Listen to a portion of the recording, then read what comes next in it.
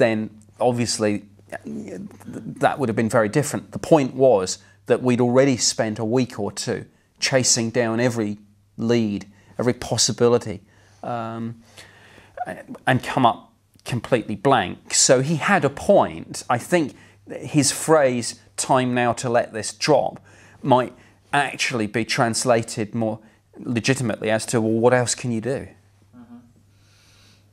And you obviously think the MOD is a credible source of information. Yes. Then why do you think the public hasn't responded? Well, some of them have. I mean, I don't...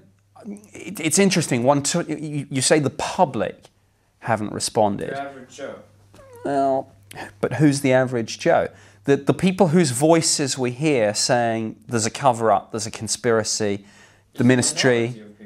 It's yeah. Most people probably are moderately interested in UFOs, but you know, a colleague of mine who I've met a few times, Colonel John Alexander, when he talks about this, he winds up by making a very interesting point, and he says, "Well, does any of this mean I don't have to go to work tomorrow?"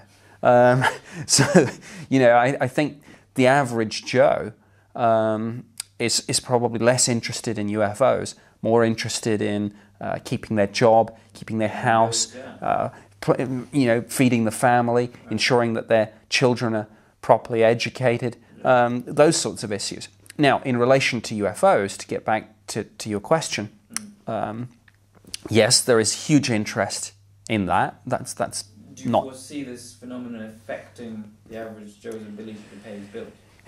It totally depends what the end game might be. But just in terms of the public interest, to give one example, when the Ministry of Defence released in May 2008 the first batch of its UFO files, when this went up on the National Archives website, within about a month there had been 2 million people looking at that material. So is there a lot of public interest? Yes, there is. But one can't say really what the public view is. And I don't think one can say that the public reacts against the Ministry of Defence. In fact, I would suggest the silent majority, and there always is a silent majority, I would suggest, in most things in life, are quite interested in the material and go, "Oh yeah, I'll have a look at that. That's quite interesting. Fair enough. Thanks very much." It's the minority of people, I would suggest, who say, this is just disinformation.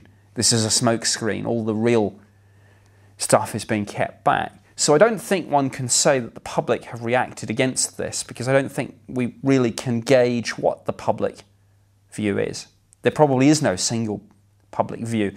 The public, some people in relation to UFOs are skeptics, some are believers, most are probably somewhere in between.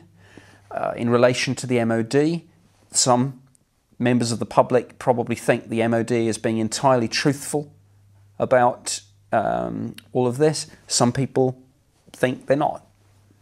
There's a broad spectrum of belief, I would suggest.